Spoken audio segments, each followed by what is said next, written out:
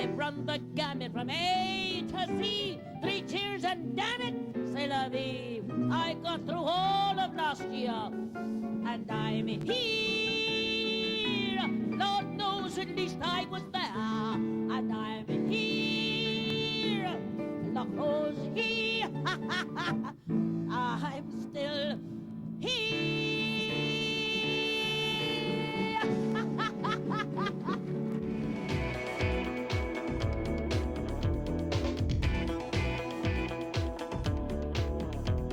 Next, on Extreme Close-Up, we'll turn the spotlight on timeless entertainer Eartha Kitt. Hello everyone, I'm Shelley Taylor Morgan. If ever someone could be called a living legend, it would have to be Eartha Kitt. Recently, she performed a month's worth of sold-out shows right here at the Hollywood Roosevelt Cinegrill. Her performances take her audience on a remarkable and sometimes painful journey of her life. Eartha also bears her soul in her latest book, Confessions of a Sex Kitten. In it, she recalls an impoverished childhood in rural South Carolina that was fraught with abuse. While still in her teens, she moved to New York City and secured a spot in the prestigious Katherine Dunham dance troupe. It was during one of her shows that Eartha caught the attention of Orson Welles, whom she credits with giving her her first big break. It wasn't long before Eartha was starring in movies, alongside such talents as Nat King Cole, Sammy Davis Jr., and Sidney Poitier. But in a showbiz career that has spanned nearly half a century, Eartha is probably best known for her hit records. Nowhere is the power behind this unique voice more present than on the stage. The songs that I choose are the songs that I am related to emotionally, dramatically, comedically. Songs that are worthwhile singing. And I'm not out there just to make a lot of noise. I'll ask for such simple things when my birthday occurs. 2 apartment buildings that are labeled hers and hers. On an old-fashioned house with an old-fashioned fence and an old-fashioned millionaire. As long as you have that feeling of understanding what you're singing about, what you're talking about, then your sense of humor is much more keen, your sense of drama is much more keen, and therefore you have a tendency to be that much more of an artist rather than just an entertainer. Anybody can be an entertainer. There are very few of us who can be artists. Wow.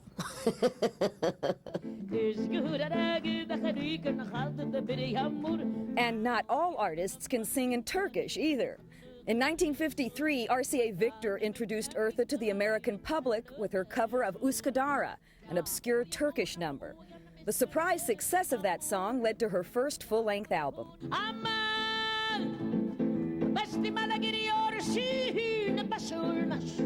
But like many performers, Eartha has a private side that her audience doesn't see. Meet Eartha Mae Kitt. Eartha Mae is that ugly duckling who doesn't come on until you guys ask her to. When Dean or Ann comes in and throws me together, and now I have to be Eartha Kitt. But there's always Eartha Mae that's sort of lingering around because, as I said, she's terribly shy. She doesn't want to be seen. And she has a tendency when she meets new people to get very, sometimes, aggravated, agitated. It's not you, personally. It's that she's now being thrown into being public. And it takes a little while for her to change from one to the other. Prim and proper, the girl who's never been kissed. Well, I'm tired of being pure and not chaste. Like something that says at level. I want to go to the devil, I want to be evil. I want to spit tax.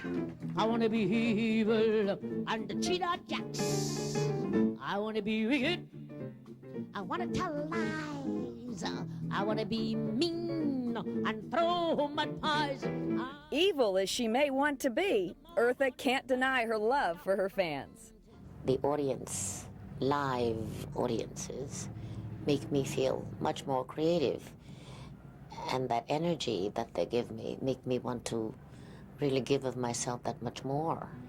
Because you feel loved, you feel wanted through their applause and through the fact that the house is full.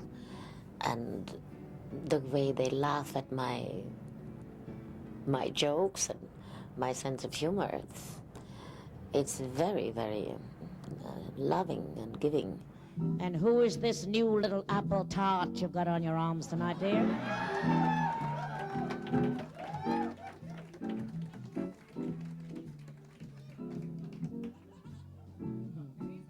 Don't worry about me, dear. I've known him since he was 18. Taught him everything he knows. Weren't a very good learner, were you, dear? I don't like to rely on robotic technique as much as I like spontaneity, because that is much more honest. And when the audience, I feel, is honest with me, then I can relax and be extremely honest with them. I always think in terms of the whole evening like a play. You have a first act, second act, a third act, maybe a fourth act. So the songs are very often connected relatively to one another so that they do tell a story in this little vignette and then another little vignette. So at the end of the evening, you feel as though it's gone like that. That's why I don't like intermissions, because it breaks the momentum of what you're building to.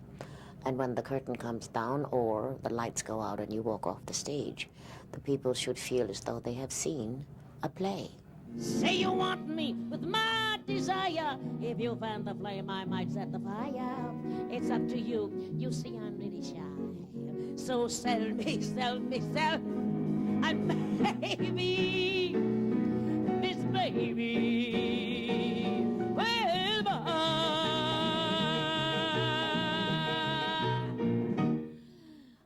maybe.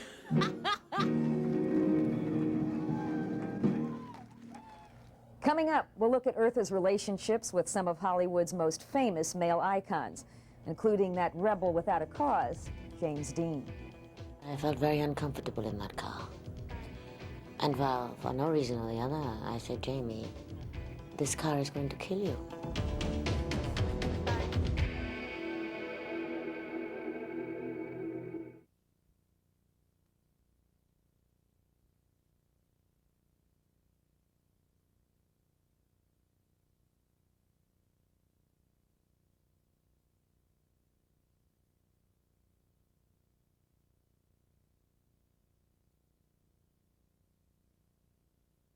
Free again, independent me. Free again. Time to call out all the crowd. Raise the roof and shout out loud. Time to have a party.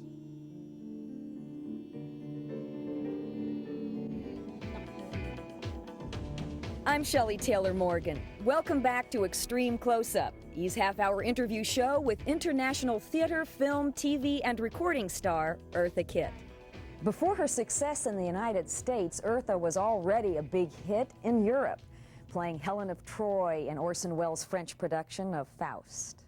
Eartha enjoyed a special relationship with Welles, who called her the most exciting woman in the world.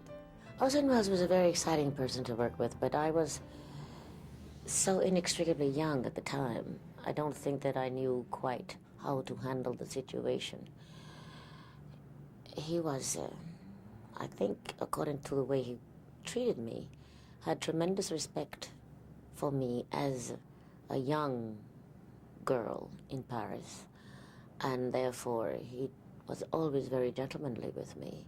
It was very frightening to work with him because he had such a fantastic personality, and being known as a genius of different areas. Everything he did was fantastic as an actor, as a director, as a writer. Therefore, I think I was a bit afraid. I never talked in his presence. I don't remember ever talking, but I never talked anyway. I think that's why he thought I was so smart, as a woman particularly, because he liked women who just listened Eartha's travels also brought her in contact with James Dean, whom Eartha characterized as her soulmate. He would come up to my house in Beverly Hills here on La Colina Drive at wee hours of the morning, and we'd get on his motorcycle and we'd shoot down the hill, go down to Hollywood and Vine, or Sunset and Vine, and sit on the benches along the way and watch the night people in absolute silence. Because we were personality creators. We were looking for different characters. And we found different characters of these people in ourselves. I also went for a ride in that car of his over Mulholland Drive to his house to pick up some recordings to bring back to Arthur Lowe's house. And he was driving very sanely, and there was nothing wrong with his driving. But I felt very uncomfortable in that car. And for no reason or the other, I said, Jamie, this car is going to kill you. There was no reason for me to have said that. And that's the car he was killed in. It wasn't until she met Arthur Lowe Jr., son of the famous MGM studio monarch, that Eartha believed she had finally met the man of her dreams. But in an era of racial prejudice, marriage was out of the question. Everybody in Hollywood accepted the relationship between Arthur Lowe and myself. Sheila Graham, Hedda Hopper, all of them. They said they were so happy to see such a happy couple together. As they said, Arthur Lowe was in the studio for a change at 10 o'clock in the morning, and he was working. He wasn't out on the town as much as he had been before. Even Arthur Lowe's father, Arthur Lowe Sr., came to me about 2 years later and said if he had known how happy Arthur Lowe and I were together, that he would have forced the marriage. It was Arthur Lowe's mother that broke us up. And it was, you know, that's the way it was then. And now, of course, having to have all of those experiences, the romantic songs are much more feeling, probably, than they would be if I hadn't had those experiences. All by myself, don't want to be all by myself anymore. All by myself, don't want to live all by myself. Eartha didn't remain by herself for too long. She eventually married accountant Bill McDonald in 1960, her first and only marriage. Though it ended in divorce, it did produce daughter Kit, who served as executive producer on Back in Business, Eartha's first American release in 30 years. Up to this point, it has been more the audience that has been my family and that has sustained me through the years and who has helped me survive. And with Kit and her family, now it's broadened a little bit more, extenuated from the public to Kit and myself. Despite her ability to break racial barriers, Eartha doesn't see herself as a trailblazer for minorities. After the break, Eartha talks about the role race played in her career.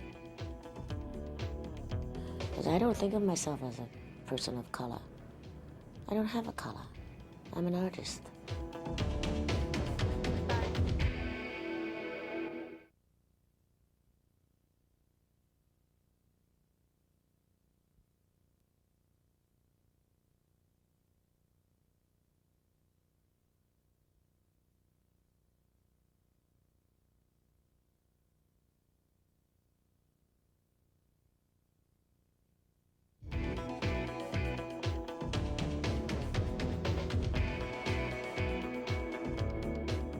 Hello, this is Eartha Kitt on Extreme Close-Up on E! Entertainment. Wow. Welcome back, everybody. I'm Shelley Taylor Morgan. Eartha Kitt is one artist whose popularity crosses all racial lines. But with fame comes a price, and Eartha has more than paid hers. I don't think in terms of making a path for black people or white people or people of color. If you have the ability, it doesn't matter what color you are. It may take a little longer with some of us who happen to be of a color, because there is a thing called gentleman's agreement, and there has been, particularly in the past, tremendous prejudice against any of us women who look like me, for instance, or look like Dorothy Dandridge or Lena Horne. We had a harder time than the people who were darker than we are.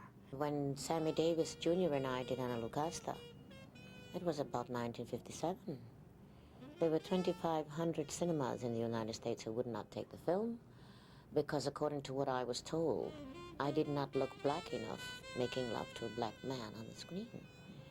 And therefore, I was in the running for the Academy Award. But with that kind of situation, you don't get it. Not one to shy away from her feelings, Eartha made national headlines in 1968. During a White House luncheon hosted by Lady Bird Johnson, she spoke out against America's involvement in the Vietnam War, bringing the First Lady to tears. Well, Eartha was subsequently investigated by the FBI and the CIA, who labeled her a, quote, sadistic nymphomaniac. When you are invited to the White House to give your opinions about why there is so much juvenile delinquency in the streets of America, and you think that they are serious about what your opinion is, and you tell them in an honest way, very quietly, very politely, I reported what the young boys had said to me who had fled America about our involvement in Vietnam. When I returned to America from various areas of the world, listening to these boys, I relayed to Mrs. Johnson from what I had also heard from these boys' parents. When I looked them up, and they gave me their opinion as well, and also my opinion, what I felt about our involvement in Vietnam. I didn't know that she was just interested in us mamby-pambying in the subject of beautification. I immediately was out of favor. And it was 2 hours after the luncheon that I was out of work in the United States by the request of President Johnson. So I was not able to work in this country steadily for over 12 years. Ironically, one job Eartha did get was perhaps her most well-known, that of Catwoman on the hit TV series Batman. Talk about your ultimate sex kitten. I think it's one of the best things I've ever done, because it was me, just being me. I was taking the mickey out of myself and having a lot of fun with Eartha May being Eartha Kitt and being, a cat. With that same tenacity, Eartha clawed her way back to the White House when she received an invitation from Jimmy Carter in 1978. Perhaps he realized how much the world had missed Eartha Kitt. When we come back, we'll see how Eartha has come back to reclaim her career. I thought it was going to be a documentary. It turned out to be a major film. I think I should be repaid, actually, but...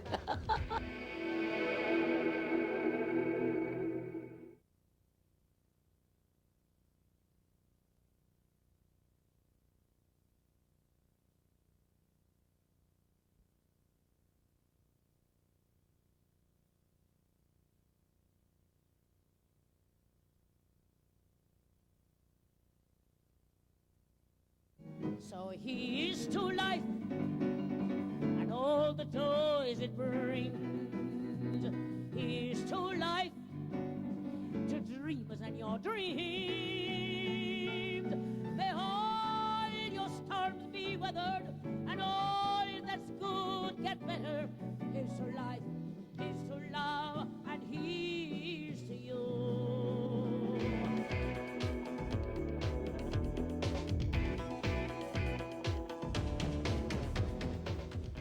Welcome back to Extreme Close-Up, E's in-depth look at recording diva Eartha Kitt.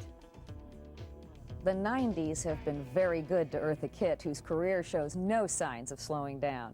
Aside from her cabaret show, Eartha continues to hold dance workshops for inner-city children, a project she's been involved in for over 30 years.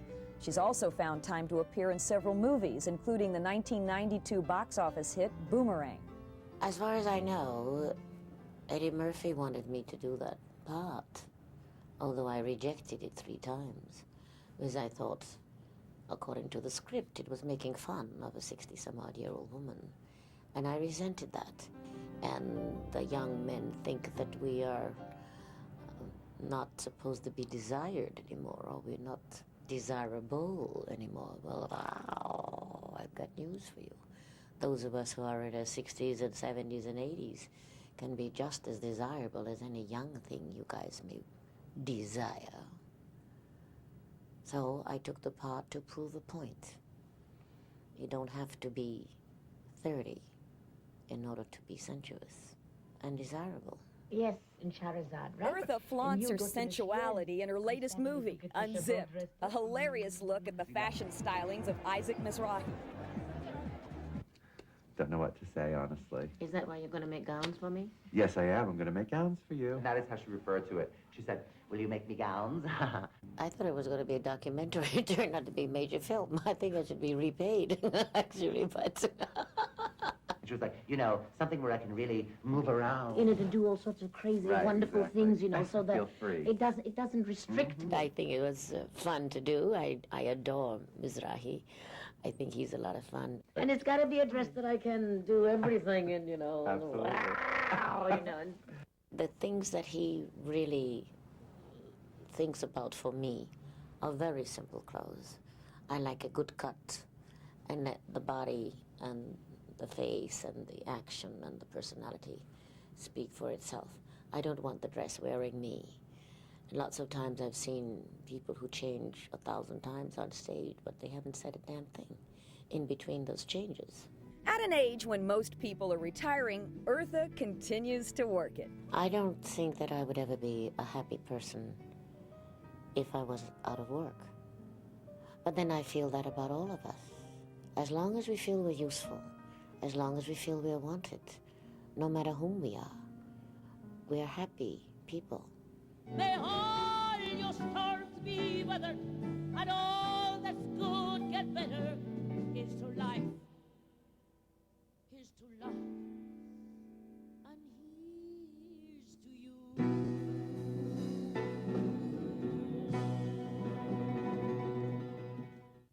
For 50 years, Eartha Kitt has been bringing happiness to generations of fans. More than an actress, singer, or dancer, she is a survivor. I'm Shelley Taylor Morgan. Thanks for watching Extreme Close-Up. We leave you now with the song that has become an Eartha Kitt signature classic. But if you thought for just 1 second I'd feel sorry for myself, then you can cry. 'Cause now I hold my head up high and you see me, yes, you see me. I'm not a chained up little person who is longing to be free. So if you feel like dropping in, don't expect too much of me. 'Cause now I'm saving all my loving for someone deserving me. Now go on, go. Walk out the door. Don't turn around now, because you're not welcomed anymore. Weren't you the one who tried to hurt me with goodbye? But did I crumble? Did I lay down and die?